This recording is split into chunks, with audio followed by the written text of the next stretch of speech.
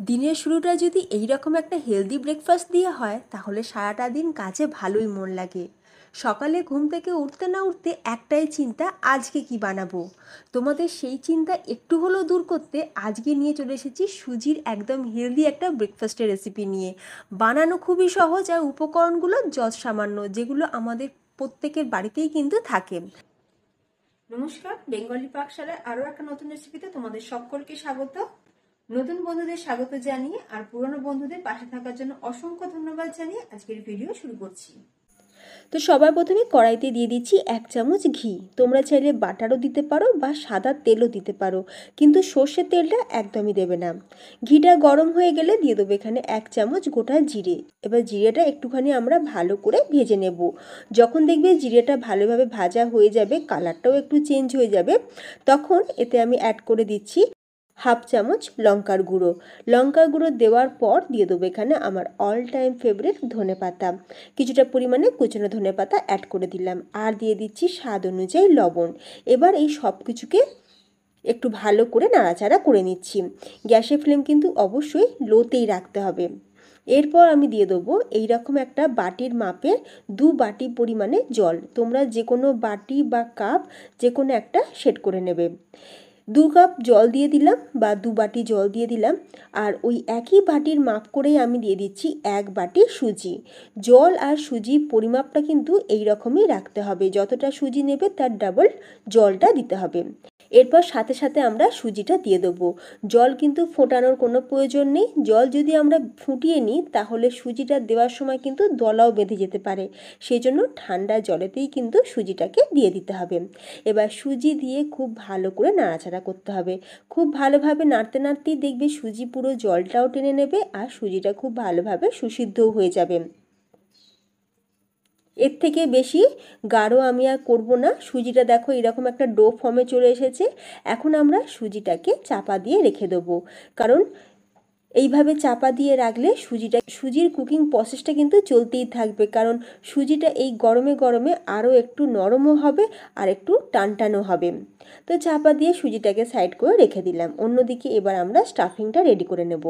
Stuffing ready করার আগে এখানে আমি গোটা ধনিয়া 1 চামচ আর 1 চামচ গোটা জিরে একটুখানি ড্রাই রোস্ট করে তারপর আমরা এটাকে একটু থেতো করে নেব, মানে আমরা এটাকে ক্রাশ করে নেব। একদম কিন্তু পাউডার বানিয়ে ফেললে খেতে ভালো লাগবে না, হালকা একটু দানা দানা থাকবে, এই রকমই একটু গুঁড়ো করে নিতে হবে।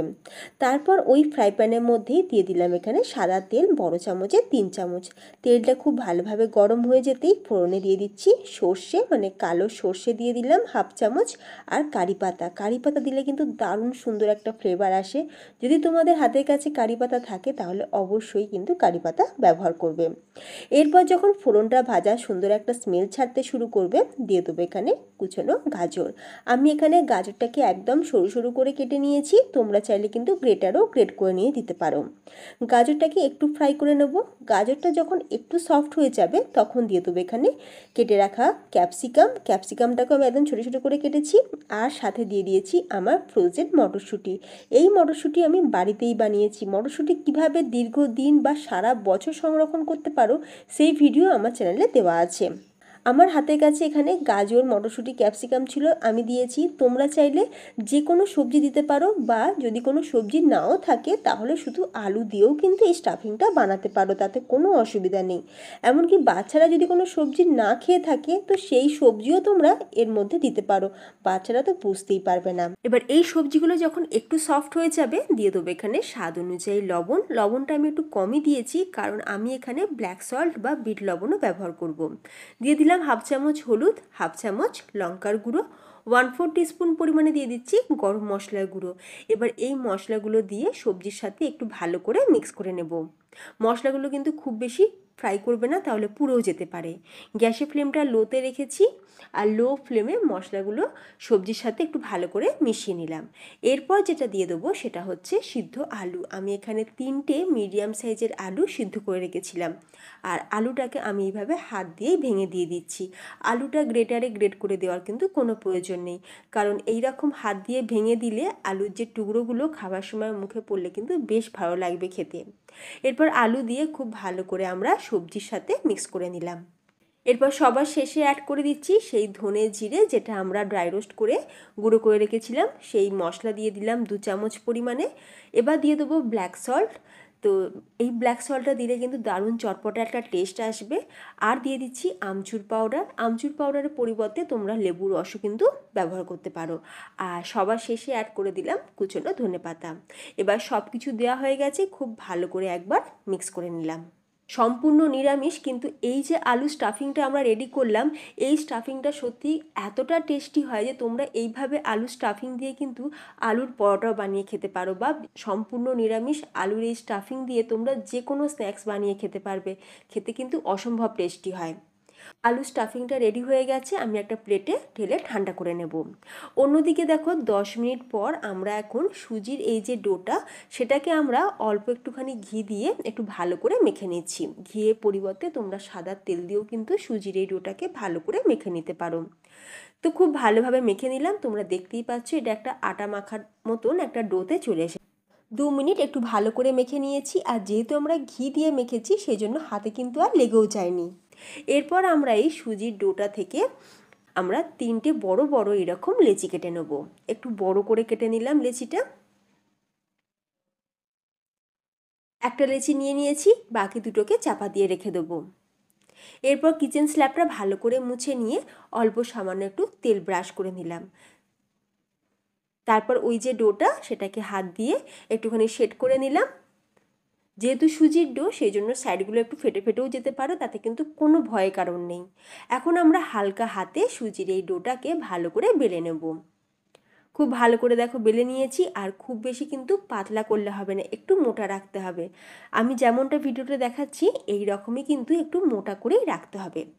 এরপর যেটা করব, আমি এই রকম একটা কন্টেনারের ঢাকনাটা দিয়ে আমরা এরকম গোল গোল করে শেপ করে কেটে নিই।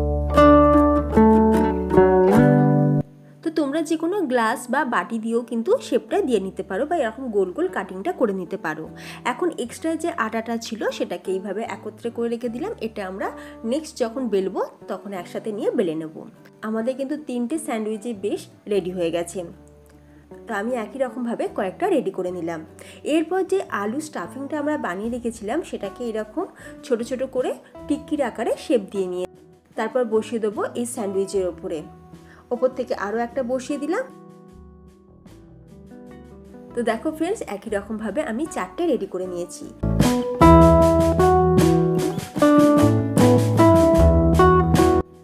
এবার এই স্যান্ডউইচগুলোর ওপর আমি সুন্দর করে ডিজাইন করে নেব। কিছুই না, একটা ছুরির সাহায্যে আমি এই রকম কাটিংটা করে নিচ্ছি। প্রথমে দুটো সাইডে কাট লাগিয়ে দিয়েছি, তারপর মিডলে কাট লাগিয়েছি। এতে করে পারফেক্ট ডিজাইনটা কিন্তু রেডি হবে। তো একই রকমভাবে আমি 4টে স্যান্ডউইচের ওপরেও কিন্তু সুন্দর করে ডিজাইনটা করে দিচ্ছি। এতে কিন্তু দেখতে ভীষণ ভালো লাগবে। কোনো রকম গ্রিল মেশিন ছাড়াই খুব সুন্দরভাবে কিন্তু আমাদের গোল স্যান্ডউইচের যে আকারটা বা শেপটা সেটা কিন্তু রেডি হয়ে গেল। একই রকমভাবে আমি সবকটাই কিন্তু বানিয়ে নিয়েছি। আর তোমরা দেখতেই পাচ্ছ কতটা সুন্দর দেখতে লাগছে। দেখতে যতটা সুন্দর, খেতে কিন্তু তার থেকেও বেশি সুন্দর হবে। এবার আমরা সুজির এই ভেজ স্যান্ডউইচগুলোকে ভেজে নেব। সেই জন্য আমি এখানে ফ্রাই প্যানে বেশ খানিকটা পরিমাণে তেল গরম করে নিয়েছিলাম। তেলের পরিমাণ কিন্তু খুব বেশি রাখবে না, তাহলে স্যান্ডউইচগুলো ভালোভাবে ভাজা যাবে না। তেলের পরিমাণটা একটু কমই রাখতে হবে। আর ভাজার সময় গ্যাসের ফ্লেমটা লো টু মিডিয়ামেই রাখতে হবে।